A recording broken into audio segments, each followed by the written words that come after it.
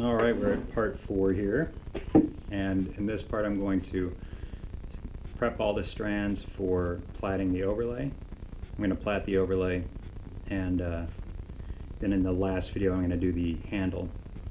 So the way I stretch my strands, I've already stretched one hank of it, and that's this right here.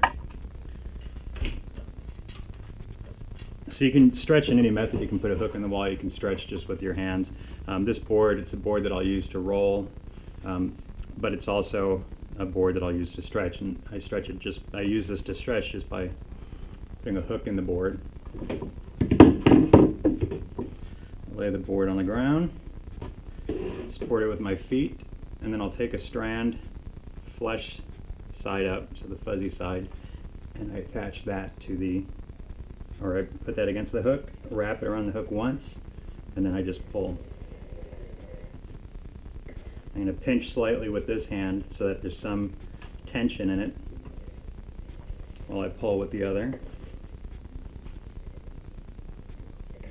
You can see the water coming out of it.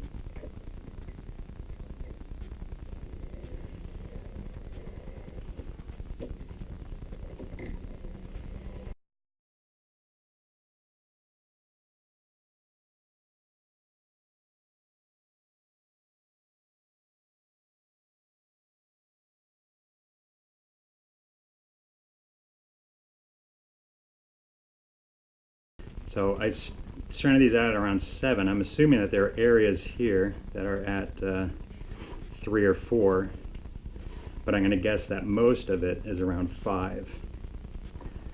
So I'm going to get the entire hank down to a uniform width, and then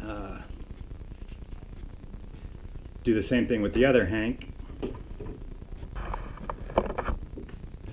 So this is my little beveler and resizer.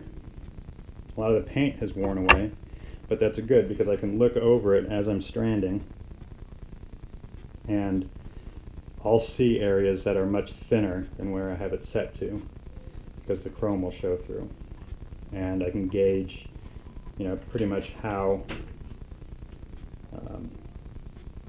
if I've set the width too high or not. So here we go.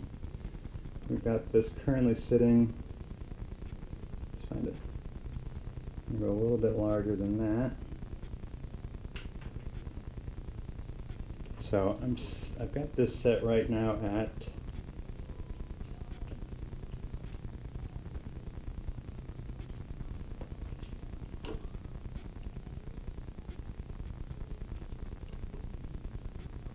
5.4 millimeters. It's probably going to be a bit too wide, but we'll see. I'm going to see areas of this strand here where I'm cutting nothing off. And if I hit a spot where there's just a lot of that, cutting from the bottom side of this hank.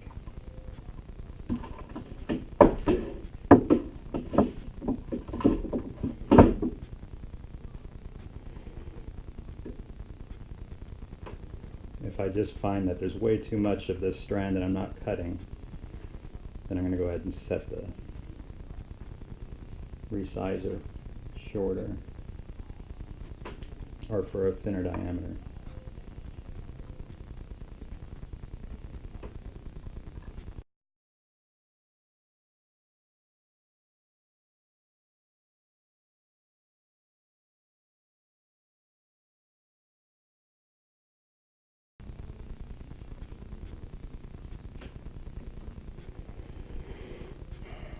All right.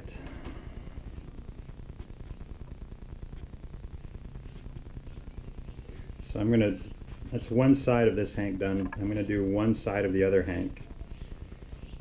I know on this particular one I just did, I would say probably 20% of it was smaller than what I was cutting. That's not a big deal though, because we needed to be at 4.8. I've got it set at 5.4. So what I'm going to do is do the other hank right now, just one side of it. Gauge how much of that is going to be thinner than expected. And then I'm going to move the fence in here for a smaller, more narrow cut, and then recut both hanks.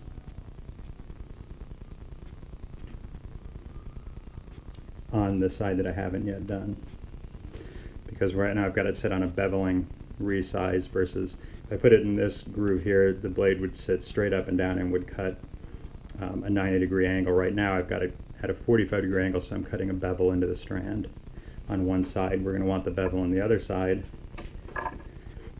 so I'm going to do the bevel on the other side of both of these long strands once I've gotten a